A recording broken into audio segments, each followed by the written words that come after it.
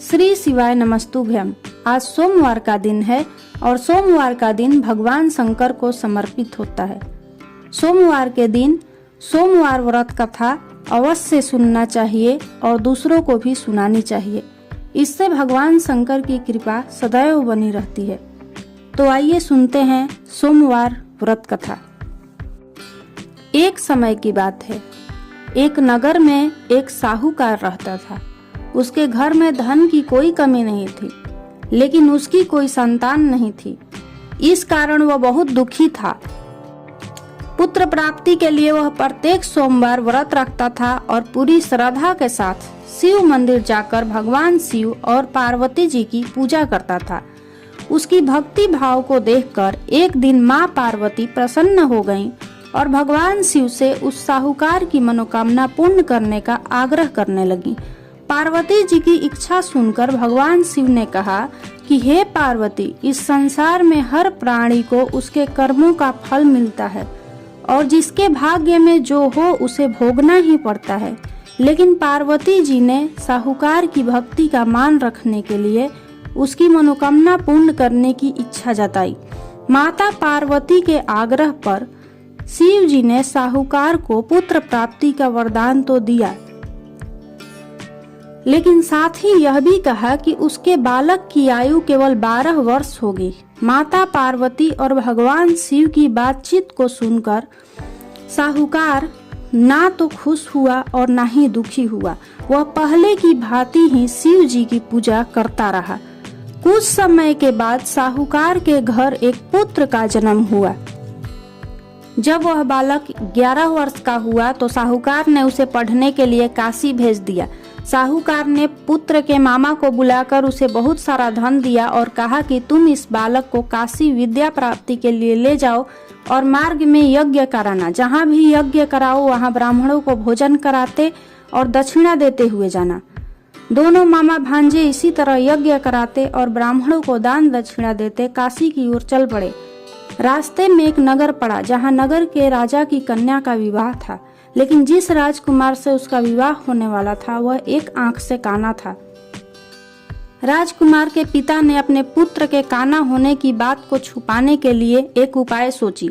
साहूकार के पुत्र को देखकर उसके मन में एक विचार आया। उसने सोचा, क्यों न इस लड़के को दुल्हा बनाकर राजकुमारी से विवाह करा दूं। बाद में इसको धन देकर विदा कर दूंगा और राजकुमारी को अपने नगर ले जाऊंगा। फिर उस लड़के का विवाह राजकुमारी के साथ करा दिया गया, लेकिन साहूकार का पुत्र ईमानदार था। उसे यह बात न्याय संगत नहीं लगी। उसने अवसर पाकर राजकुमारी की चुनरी पर लिखा कि तुम्हारा विवाह तो मेरे साथ हुआ है, लेकिन जिस राजकुमार के संग तुम्हें भेजा जाएगा वह एक आंख से काना है। मैं तो काशी पढ़ने जा रहा हूँ। जब राजकुमारी ने चुनरी पर लिखी बातें पढ़ी तो उसने अपने माता पिता को यह बात बताई। राजा ने अपनी पुत्री को विदा नहीं किया, जिससे बारात वापस चली गई। दूसरी ओर साहूकार का लड़का और उसका मामा काशी पहुँचे और वहां जाकर उन्होंने यज्ञ किया। जिस दिन लड़के की आयु 12 साल की हुई उसी दिन यज्ञ रखा गया। लड़के ने अपने मामा से कहा कि मेरी तबीयत कुछ ठीक नहीं है। मामा ने कहा कि तुम अंदर जाकर कमरे में सो जाओ। शिव जी के वरदान के अनुसार कुछ ही देर में उस बालक के प्राण निकल गए। मृत भांजे को देख उसके मामा ने रोना शुरू कर दिया। संयोगवश उसी समय शिव जी और माता पार्वती उधर से जा रहे थे। पार्वती ने भगवान से कहा, स्वामी, मुझे इसके रोने के स्वर सहन नहीं हो रहा। आप इस व्यक्ति के कष्ट को अवश्य दूर करें। जब शिव जी मृत बालक के समीप गए तो वह बोले कि यह उसी साहूकार का पुत्र है जिसे मैंने 12 वर्ष की आयु का वरदान दिया। अब इसकी आयु पूरी हो चुकी है,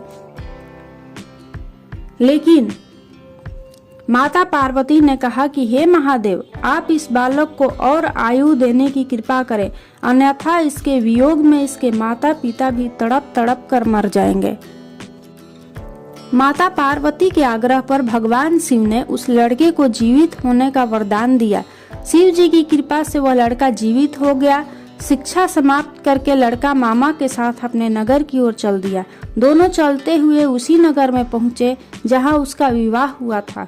उस नगर में भी उन्होंने यज्ञ का आयोजन किया।